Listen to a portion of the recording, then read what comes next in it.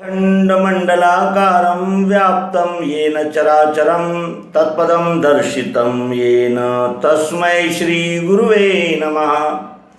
अज्ञानान्धस्य लोकस्य ज्ञानाञ्जनशलाकया चक्षुरुन्मीलितं येन तस्मै श्रीगुरुवे नमः। श्री सद्गुरु के चरणों में सादर दंडवत करते हुए आप सभी मित्रों का हार्दिक स्वागत समादर करते हैं।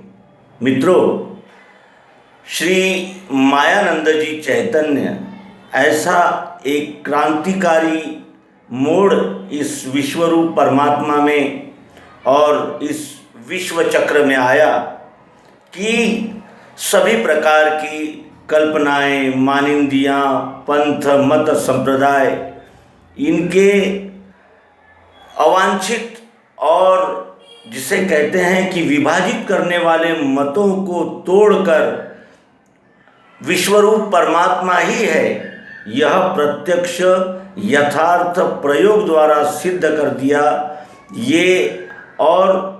ये विद्या हमें प्राप्त हुई, ये योग, ये संयोग अद्भुत ही कहना चाहिए। सद्गुरु भगवान औपधर्म प्रकाशक श्री मायानंद जी चैतन्य, इन्होंने अनेक ग्रंथों की रचना की, जिनमें नरनारायण और गीतोपनिषद भाष्य, वैदिक भागवत, चमत्कार निर्णय, नरनारायण तो है ही, ऐसे अनेक ग्रंथों की रचना करके उन्होंने हमारे मत पंथ सांप्रदायिक विचारों का छेदन किया और सत्य अमृत निकालकर हमारे सामने उपस्थित कर दिया, जिससे हमारा भटकाव समाप्त हुआ और ईश्वर दर्शन की परम अभिलाषा पूर्ण हुई। आज इस अंक में हम श्री मायानंद जी चैतन्य द्वारा लिखित एक लेख का यानी अवलोकन करेंगे। इस लेख का शीर्षक है वेद और श्रुति। वेद और श्रुति, इस शीर्षक का ये लेख है।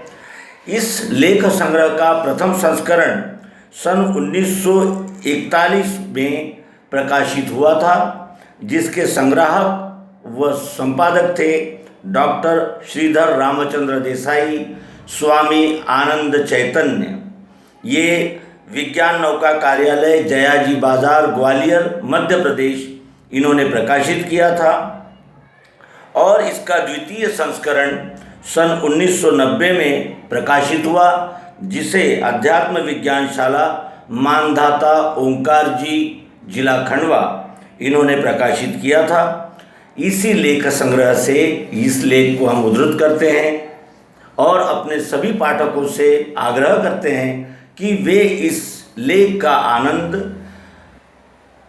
यानी कहने का अर्थ यह है कि समझते हुए करें।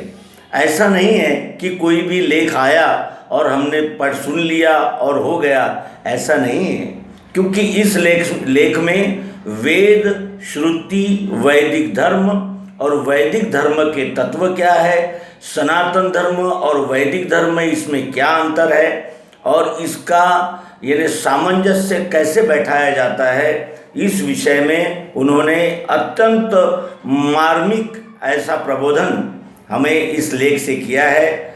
लेख का शीर्षक पुनः आपको बताएं, वेद और श्रुति।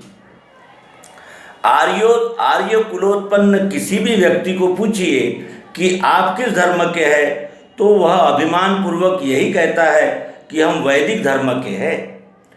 और स्वयंभू वैदिक धर्म के समान अविनाशी सनातन धर्म आर्यावर्त के बाहर पृथ्वी तल पर अन्य स्थान में नहीं है। परंतु सत्यतः सनातन वेद और वैदिक धर्म क्या है, यह उन्हें ज्ञात नहीं रहता।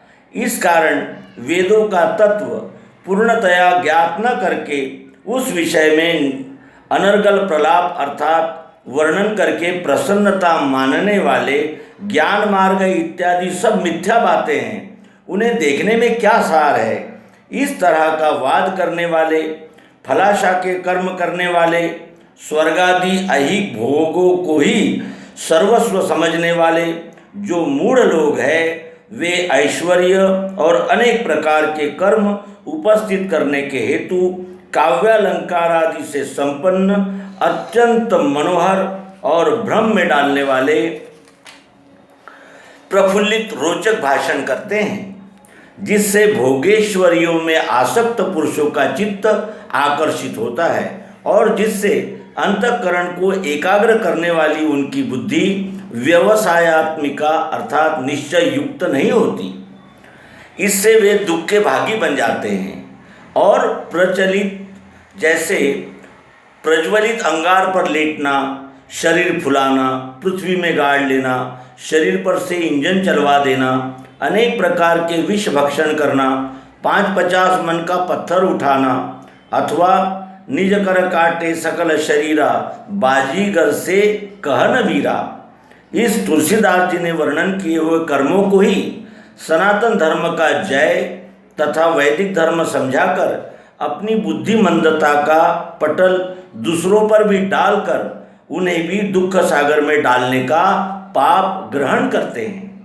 इस प्रकार के श्रुति विप्रतिपन्न विचारों के जाल में फंसकर आब्रह्म भुवनाल्लोका पुनरावर्तिनोर्जुन, इस गीतोक्त वाक्यानुसार पुनरपि जननम पुनरपि मरणम पुनरपि जननी जठरे शयनम देने वाले इंद्रिय भोगार्थ ब्रह्मदेव ने निर्माण किए हुए श्रुति मंत्रों को तथा ऋषि मुनि प्रणीत जाति बंधनात्मक वाक्यों को ही वेद समझकर अभिक्रम नाश करने वाले रोचक भयानक भावनात्मक शब्द समुच्चय युक्त कर्मों को ही सनातन वेद तथा वैदिक धर्म समझते हैं और तदनुसार श्रुति स्मृति पुराणोक्त फल प्राप्त्यर्थ इस तरह संकल्प करते हैं। शरीर भावना नष्ट करके आहार निद्रा भय मैथुनंच रूप पशु बनाने वाले, कल्पना तरंग में इस तरह की भावना धारण करने वाले आर्य वंश उत्पन्न पुरुष न फंसने पावे, इस हेतु वेद और श्रुति पृथक पहचानने के अनुभव युक्त दिव्य विचार संक्षेप में कहता हूँ, शांत चित्त से श्रवण करें। अखंड मंडलाकार चक्रगति के नियमानुसार द्वितीय परार्ध में के ब्रह्मदेव ने सतयुग का ह्रास होने वाले काल का प्रारंभ होने के समय अव्यवस्थित हुई स्वभाव रचना को व्यवस्थित करने की बुद्धि से प्रेरित होकर आदि नारायण ने देखे हुए वेद मंत्रों के आधार से श्रुति मंत्रों की रचना करके उनकी 4 संहिताएं की और उन्हें पृथक पृथक धारण करने वाले ऋषि कुल निर्माण किए। जब तक कुल की व्यवस्था ठीक चली तब तक संहिताएं भी एकत्रित रही। पश्चात द्वापर युग के आरंभ में सब कुल पृथक पृथक स्वतंत्र हो जाने के कारण वेदों में के सूक्तानुसार उनके विभाग करके एक ही वेद की 4 श्रुति संहिताएं भिन्न भिन्न स्थिति होती हुई देखकर द्वापर युग में कृष्ण द्वैपायन व्यास मुनि ने विस्खलित अर्थात विभिन्न अव्यवस्थित हुए वेद और श्रुति के मंत्रों को एकत्रित करके पुनरपि उनकी 4 विभागों में रचना की। वर्तमान समय में जो 4 संहिताएं उपलब्ध है वे यही है।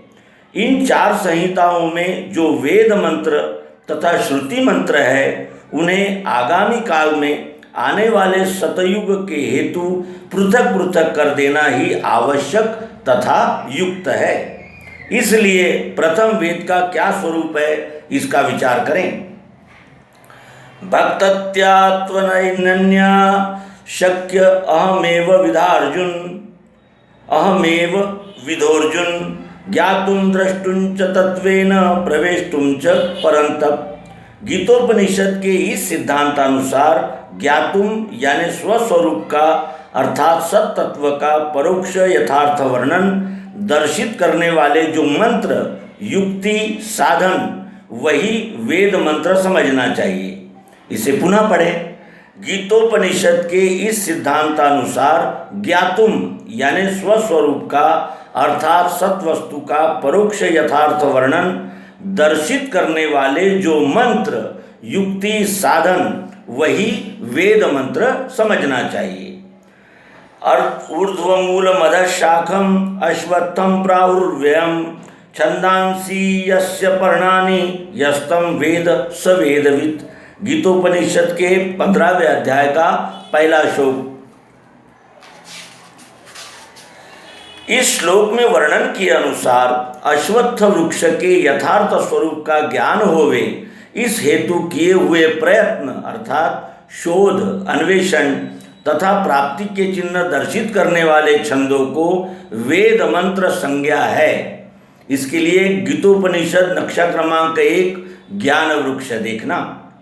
इस ब्रह्म स्वरूप का यथार्थ परोक्ष ज्ञान स्वस्थिति में स्थिर करने वाले स्वयंभू विचारों को जो उद्गार प्रकट करते हैं उनका नाम वेद है।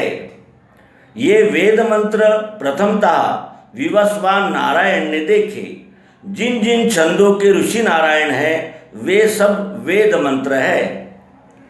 उदाहरण के लिए विराट पुरुष का वर्णन करने वाले पुरुष सूक्त इत्यादि। इसके पश्चात परंपरा प्राप्त वही ज्ञान जिन जिन पुरुषों ने जानकर वर्णन किया है वह वेद के उपनिषद है, जिनमें कुछ श्रुति मंत्र भी है।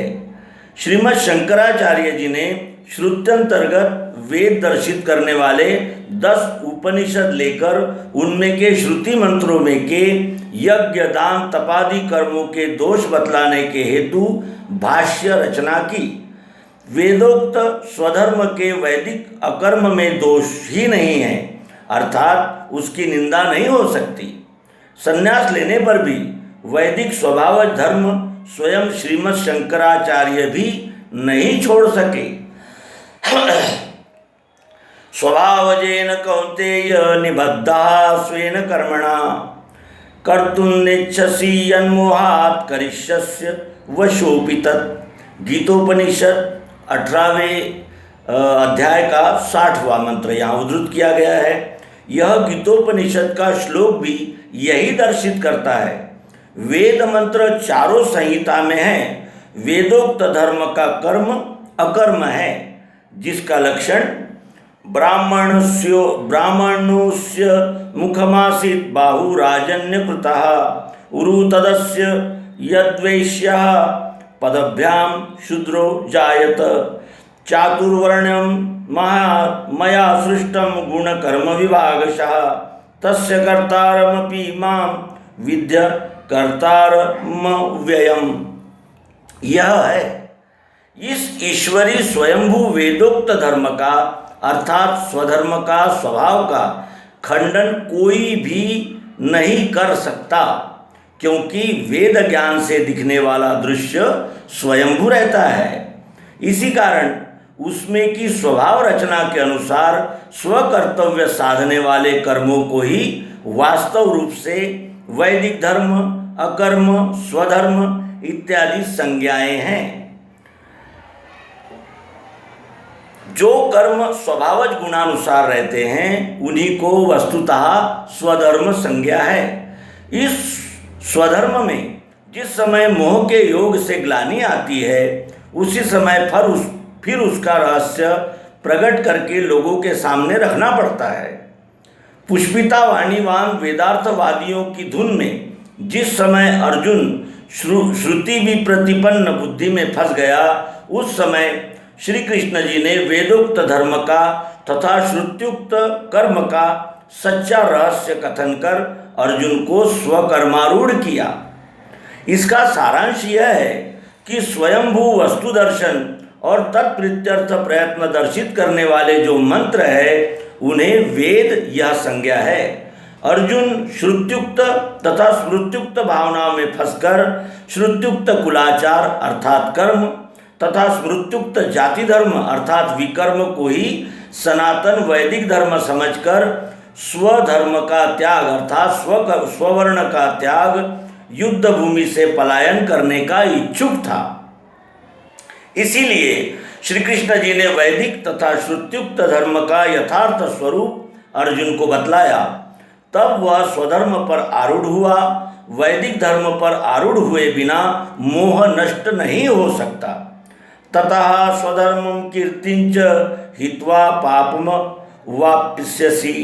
गीतोपनिषद के 2 अध्याय का 3रा मंत्र। अर्जुन ने श्रुति स्मृति प्रोक्त धर्म के प्रतिपादन को श्री कृष्ण जी ने पाप संज्ञा दी और यह कहा कि त्रैगुण्य विषया वेदा निस्त्रय गुण्यो भव अर्जुन, तू वेदों का भी साक्षी हो जा, अर्थात श्रुति विप्रतिपन्न बुद्धि को त्याग कर और कर्मणो ह्यपि बोधव्यम बोधव्यंच विकर्मणः अकर्मणश्च बोधव्यम गहना कर्मणो गति। गीतोपनिषद के 4 अध्याय का 17वां मंत्र। सत्वगुणी अकर्म, रजोगुणी विकर्म तथा तमोगुणात्मक विकर्म, इस त्रयी का यथार्थ ज्ञान करके अकर्म अर्थात स्वधर्म के द्वारा प्राप्त होने वाले वैदिक धर्म का अंतिम फल जीवन मुक्त दशा प्राप्त कर ले। आज वैदिक चातुर्वर्ण धर्मानुसार आचारः प्रथमो धर्मः, इस उत्पत्ति सिद्ध स्वधर्म का आचरण करने वाला पुरुष आर्य पुरुषों के संतान में 1000 में एक भी मिलना कठिन है। रोचक तथा भयानक भावना में फंसे हुए वेदार्थवादी लोग आर्यों के वंश में जन्म लेकर अखंड मंडलाकार फिरने वाली क्षर प्रकृति की चक्राकार गति की उल्टी ले जाने का चक्राकार गति को उल्टी ले जाने का प्रयत्न करके द्वापर तथा त्रेता युग का चित्रपट फिर गोचर होगा, यह भावना वृद्धिंगत कर रहे हैं। घड़ी के सब चक्र आगामी काल बतलाने की व्यवस्था करते हैं, उल्टे घूमकर फिर गतकाल नहीं बतलाते। दृश्य मात्र की गति अग्रगामी रहती है, यह उन्हें मालूम नहीं रहता। इससे त्रेता तथा द्वापर युग काल के कर्म वर्तमान समय के योग्य हो जाएंगे, यह उनकी कल्पना रहती है। वे सत्ययुगीय वेद तथा वैदिक स्वधर्म की तरफ ध्यान नहीं देते, जो चक्रगति के नियमानुसार आगे आने वाला है। अभिक्रम का नाश रहने वाले श्रुति स्मृति पुराणोक्त कर्म में वे आसक्त रहते हैं। चक्रगति को उल्टा घुमाने के वृथा परिश्रम करने वाली श्रुतिस्तु वेदो विज्ञेयो रूप उनको यह बुद्धि पीछे पैर नहीं ले सकती। तब तक वेद और उनका वैदिक धर्म क्या है, यह यथार्थ तथा अपरोक्ष रूप से उन्हें नहीं मालूम हो सकता। इस सनातन वैदिक धर्म पर आरूढ़ होने के लिए चारों संहिताओं में मिले हुए तथा ब्रह्मपटल आच्छादित हुए वेद श्रुतियों से पृथक निकालकर बतलाने का विचार है। निष्पृह विश्व सेवक 4 श्रुति संहिताओं के 4 वैदिक तथा 4 शास्त्री मिल जाएं, तब इस कार्य की शुरुआत होगी। अब श्रुत्युक्त तथा स्मृत्युक्त कर्म का विचार करें। श्रुति यानी श्रुत हुआ अर्थात सुना हुआ। धाता यथा पूर्वम कल्पयत अर्थात ब्रह्मदेव ने गतपूर्व वेद श्रवण करके उनमें स्वकल्पना द्वारा वृद्धि करके रचना किए हुए मंत्र है। यह परोक्ष ज्ञान है, अर्थात जो दृश्य आंखों के सामने नहीं रहता उसका जो वर्णन किया जाता है वह परोक्ष पर अक्ष है, और वस्तु आंखों के सामने रहती हुई जो वर्णन किया जाता है वह अपरोक्ष है। जिस मंत्र के ऋषि प्रजा निर्माण करने वाले सहयज्ञ प्रजा सृष्ट्वा पुरोवाच प्रजापति ब्रह्मदेव तथा अन्यान्य ब्रह्म ऋषि है, वे यज्ञ दान तप संबंधिक मंत्र और वही नियम वही विषय प्रतिपादन करने वाले अग्निमीळे पुरोहितम इत्यादि अन्य ऋषि प्रोक्त मंत्रों को भी श्रुति संज्ञा दी गई है। जिस कर्म में फल वासना है वह सब विचार श्रुति के अंतर्गत होते हैं। अधश्चोध्वं प्रसृतास्तस्य शाखाः गुण प्रवृद्धा विषय प्रवालाः अधश्च मूलान्यनुसंततानि कर्मानुबंधिनी मनुष्य लोके। गीता के 15वें अध्याय का 2रा श्लोक। इस विषय में गीतोपनिषद नक्शा नंबर 2 देखना। पुत्रेशना वित्तेशना लोकेशना इत्यादि विषय भोग प्राप्ति के कर्मों को कर्म संज्ञा है। यज्ञार्थात् कर्मण्योऽन्यत्र लोकोऽयं कर्मबन्धनः। यह सिद्धांत है। धर्म, अर्थ, काम और मोक्ष श्रुति कर्मों से नहीं होता। श्रुति स्मृति पुराणोक्त कर्म का फल, कर्मों का मूल जो क्षर प्रकृति गुण साम्यावस्था अर्थात तुर्या तक जाता है, अर्थात पुनरपि जननम, यह चक्र उससे नहीं टलता। अतएव श्री कृष्ण जी कहते हैं, एतान्यपि तु कर्माणि संगम त्यक्त्वा करोति यह श्रुत्युक्त कर्म भी फलाशा से नहीं करना, लोक संग्रह के हेतु किए जाए तो चल सकता है। इसका सारांश यही है कि स्ववर्ण के वैदिक धर्म कर्मों से भिन्न फल, दृष्टि युक्त काल्पनिक रोचक विचारों को श्रुति संज्ञा है, और तत्प्राप्त्यर्थ होने वाले कर्म जिसमें कथन किए हैं वे श्रुति मंत्र है। इसीलिए व्यास जी भी जता कर कह रहे हैं कि श्रुतिर्विभिन्ना श्रुतयश्च भिन्ना नैको मुनिर्यस्य वचः प्रमाणम। परंतु सब संहितों में जो भिन्न भिन्न वेद है वे एक ही तत्व का प्रतिपादन करने वाले हैं। वेद और वैदिक धर्म की किसी भी कुल तथा जाति में मित्रता होना संभाव्य नहीं है। इस कारण वेद तथा वैदिक धर्म स्वयंभू और अभिक्रम नाश रहित है, किंतु श्रुत्युक्त कर्मों में अभिक्रम का नाश होता है। यह विषय अतीव गहन रहने के कारण विस्तार पूर्वक कथन किया है। क्षमा करें, यह विषय अतीव गहन रहने के कारण विस्तार पूर्वक कथन किया जावे तो भी अल्प ही भासमान होगा। इसलिए वेद तथा श्रुति मंत्र पृथक पृथक करके बतलाना ही इष्ट है। जो सत्पुरुष इस कार्य को प्रवृत्त होने की इच्छा करने वाले होंगे, उन्होंने अपनी इच्छा प्रकट करने पर अनुभव युक्त विचार बतलाने के लिए मैं तैयार हूँ। इतनी सूचना करके आज यहीं विश्रांति लें।